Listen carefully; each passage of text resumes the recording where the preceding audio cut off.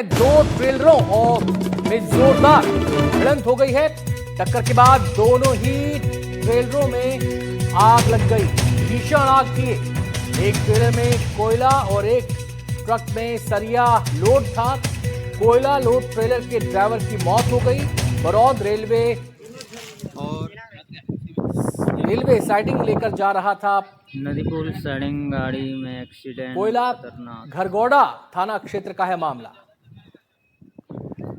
तो ये तस्वीरें आप देख सकते हैं, दो ट्रेलर जिनमें एक में कोयला लगा था, एक में लोहे की रॉड लगी थी, दोनों में टक्कर हुई। टक्कर के बाद आग लग गई। अब आप समझ सकते हैं कि कोयला एक ज्वलनशील पदार्थ होता है, जब आग लगेगी तो वो भयंकर रूप लेगी। और एक ट्रेलर ड्राइवर की इसमें मौत हो गई है।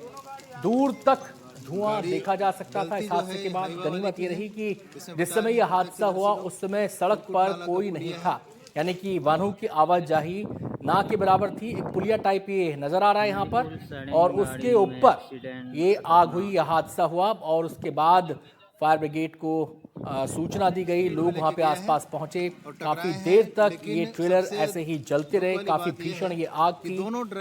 दो ड्राइवरों में से एक ड्राइवर की मौत हो गई है, और एक ड्राइवर की स्थिति क्या है इसका अपडेट फिलहाल नहीं है।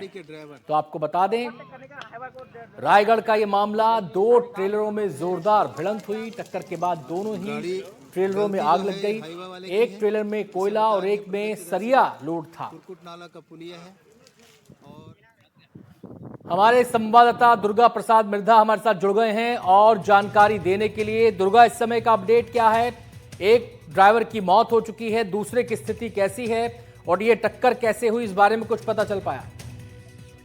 जी देखिए, सबसे पहले बताना चाहूंगा ये घटना के बारे में। ये घरगोड़ा थाना क्षेत्र के पास हुई है, जब एक ट्रेलर में सरिया लोड था, दूसरे वाहन में कोयला लोड था, जो जामपारी माइंस की तरफ से आ रहा था। और दोनों वाहन जो थे वो काफी तेज रफ्तार गति में थे। और अचानक दोनों किसी तरह से जा टकराए, जिसमें से एक चालक जो है वो बताया जा रहा है कि वो बेहोश हो गया। टक्कर होने के बाद जो ट्रक से नहीं निकल पाया, शॉर्ट सर्किट की वजह से आग लग गई, जिसमें एक ड्राइवर जो उसी में सवार था वो बेहोशी के समय गाड़ी में आग लगने से उसकी घटनास्थल पर ही मौत हो गई। वहीं दूसरे जो ट्रक चालक था उसको जैसे तैसे करके बाहर निकाला गया, लेकिन इस घटना के बाद पूरा सड़क जाम हो गया और दोनों वाहन जो है जलकर आग के चपेट में आ गए। इस घटना के बाद पुलिस को सूचना दी गई, तो पुलिस और दमकल की टीम वहां पे पहुंचे और करके अभी की स्थिति में एक जो चालक है वो घायल अवस्था में है, जिसको अस्पताल लिया गया है।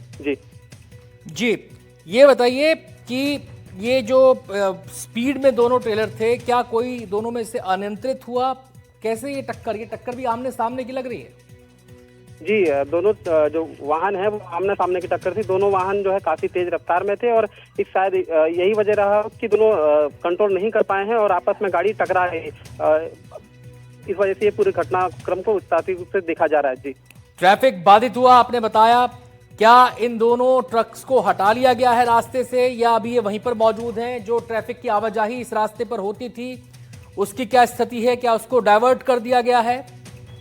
जी, घटना के कुछ देर बाद तक ट्रैफिक व्यवस्था जो है बाधित रही। जब आग पे काबू पा लिया गया तो वाहनों को रोड किनारे किया गया है और अभी सुचारू रूप से वाहन चल रही है। जी, शुक्रिया आपका दुर्गा प्रसाद इस पूरी जानकारी के लिए।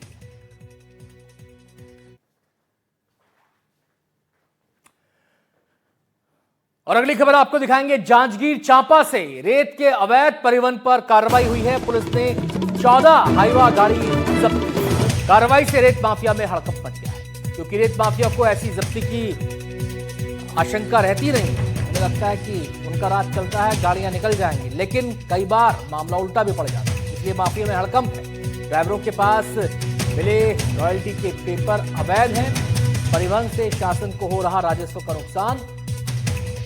अकलतरा थाना पुलिस ने ये कार्रवाई की है। जाहिर सी बात है, जब अवैध खनन होगा तो उसकी कोई रसीद नहीं होगी तो उसका कोई टैक्स वगैरह नहीं दिया जाएगा। जब टैक्स वगैरह नहीं दिया जाएगा तो राजस्व को नुकसान होगा, क्योंकि अगर अवैध खनन है तो उसका पूरा डॉक्यूमेंटेशन होता है, उसका पूरा डॉक्यूमेंट मेंटेन किया जाता है, दस्तावेज मेंटेन किए जाते हैं। एक एक ट्रक की आवाजाही रिकॉर्ड की जाती है, कितना रेत जा रहा है, कितना नहीं जा रहा है, ये मेंशन करना होता है, कितने किलो जा रहा है, ये सब मेंशन करना होता है। लेकिन जब ये सब कुछ नहीं होगा तो राजस्व का नुकसान होगा। बड़ी कार्रवाई यहाँ पर पिछली रात को एसडीओपी महोदय प्रदीप शौरी सर के नेतृत्व में थाना अकलतरा के साथ में मिलकर तरौद और अमरताल के बीच में रेती गाड़ियों के ऊपर लगातार कार्रवाई की गई, जिसमें थाना अकलतरा के द्वारा 14 अवैध रूप से रेत परिवहन करते हुए हाईवा को जब्त किया गया है एवं अग्रिम कार्रवाई हेतु खनिज विभाग को पत्राचार किया गया है। उसके पश्चात अग्रिम कार्रवाई इसमें की जाएगी। हमारे संवाददाता शैलेंद्र श्रीवास्तव हमारे साथ जुड़ गए और जानकारी देने के लिए। शैलेंद्र, बड़ी कार्रवाई है रेत माफिया पर ये, और 14 हाईवा गाड़ी इसमें जब्त की गई हैं। किससे जुड़ी हैं ये गाड़ियां? कौन इस अवैध खनन को संचालित कर रहा था? एक ही व्यक्ति है या फिर कई लोग हैं इस पूरे सिंडिकेट में? आनंद, आपको बता दो कि जांजगीर चांपा जिले में लगातार ये बात निकल कर सामने आती है कि यहाँ पर अवैध रेत परिवहन हो रहे हैं और जिससे राजस्व को काफी नुकसान भी हो रहा है और जो रेत माफिया है उनके हौसले बुलंद है करके। इसी परिप्रेक्ष्य में जो प्रदीप शौरी है उनके द्वारा ये बीती रात को ये कार्यवाही की गई है और कार्यवाही करते हुए 14 जो है उन्हें जब्त किया गया है। और बता दूं कि ये गौर खनिज अधिनियम के तहत इन पर कार्यवाही की गई है और जब्त किया गया है। और जो विभाग है इसमें, जो खनिज विभाग, उनसे भी सलाह मशवरा किया जा रहा है, उन्हें भी पत्राचार किया गया है। और अब देखने वाली बात है कि आगे किस तरीके से इसमें कार्यवाही होती है और किस तरीके से आगे और हमें देखने को मिलता है। हालांकि लगातार इस तरीके के जो कार्यवाही है इसके बाद में हड़कंप तो मचा हुआ है और अब हड़कंप के बाद में अब देखने वाली बात है कि किस तरीके से और बढ़ाया जाता है। आनंद, कोई पकड़ा गया? देखिए 14 कार्यवाहियां हुई हैं, 14 उसमें पकड़े तो अभी कोई नहीं गए हैं। हालांकि जो ये हैरानी की बात है कि 14 हाईवा जब्त हो गए, पकड़ा कोई नहीं गया, ये हैरानी की बात है। देखिए 14 ड्राइवर है, उन्हें तो जो कार्यवाही है वो की जा रही है, लेकिन अभी आगे देखने वाली बात है कि माफिया किस तरीके से पकड़े जाते हैं। आप ये कह रहे हैं कि ड्राइवर तो पकड़े गए हैं, लेकिन इनका मास्टरमाइंड, जो इनका मुख्य संचालक है, वो अभी पकड़ में नहीं आया? जी, अभी किसी तरीके से पकड़ में नहीं आया है। हालांकि पुलिस का दावा है कि एंड टू एंड तक जाया जाएगा, कोई भी इसमें नहीं, लेकिन देखने वाली बात है किस तरीके से जो दावे हैं वे पूरे होते हैं और जो माफिया है वो पकड़ में आते हैं। शुक्रिया आपका इस पूरी जानकारी।